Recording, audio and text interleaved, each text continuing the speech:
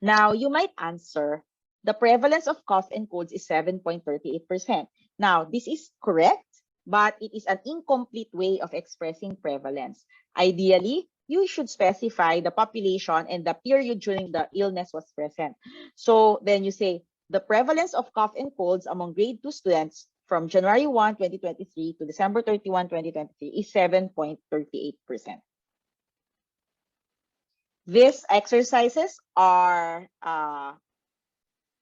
the questions for your succeeding assignments for this module. So which grade 2 section has the highest prevalence of cough and colds in 2023?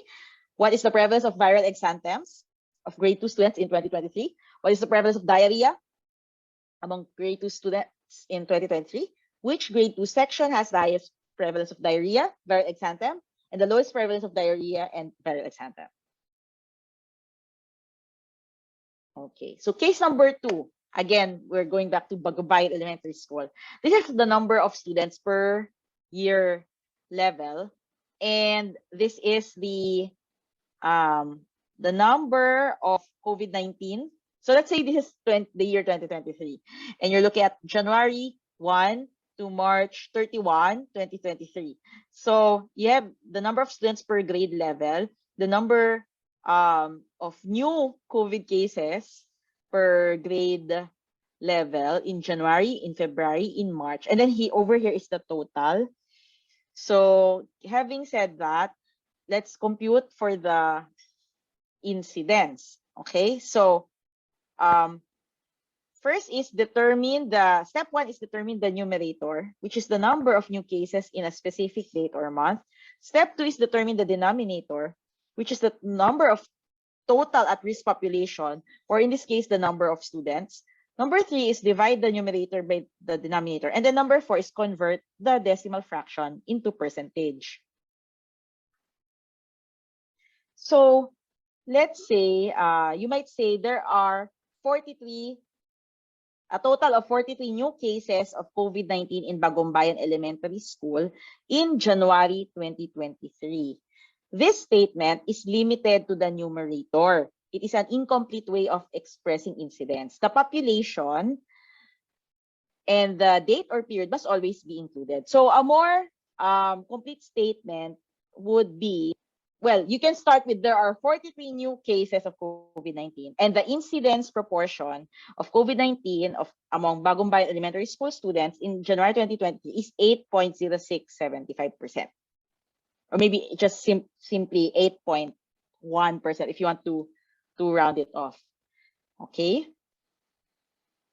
Then look at your handouts. There are examples there.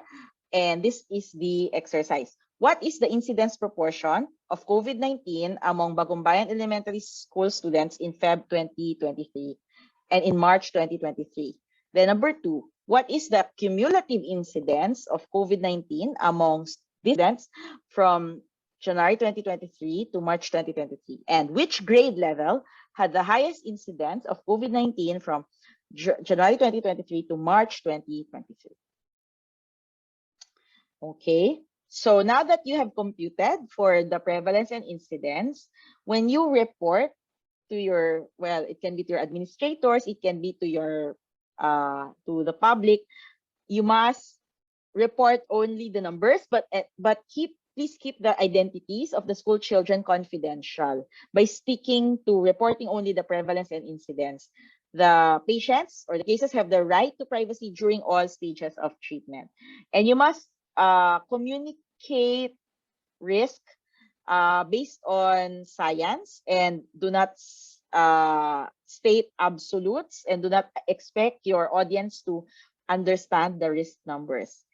You should use formal terms, the incidence and prevalence, but you have to define it for your audience. And you can use examples and analogies, and do not assume your audience already understands when you report prevalence and incidence to either your administrators, your colleagues in school, or to parents or to students. Okay, so as a summary, measures of occurrence of disease, specifically morbidity, are prevalence and incidence, and both actually are fractions. Incidence proportion refers to the number of new cases divided by the at-risk population within a defined period of time, while incidence density rate or incidence rate refers to the number of new cases divided by the total person time during which the target at-risk population was observed. Whereas prevalence refers to the proportion of new and existing cases divided by the total at-risk population, and it can be expressed as point prevalence or as period prevalence. And these are my references. It's from Gordis Epidemiology. You can also look at the CDC, US CDC website. I also have here, yes, so the US CDC website, and then the Gordis and Westreich textbooks. Okay, so thank you very much. Apply your new knowledge through the succeeding exercises in this module. I will see you in the next module, module 14 on school health surveillance. This is Doc Ivy. Thank you very much for your time and attention to learn about fundamental public health epidemiology concepts. Thank you.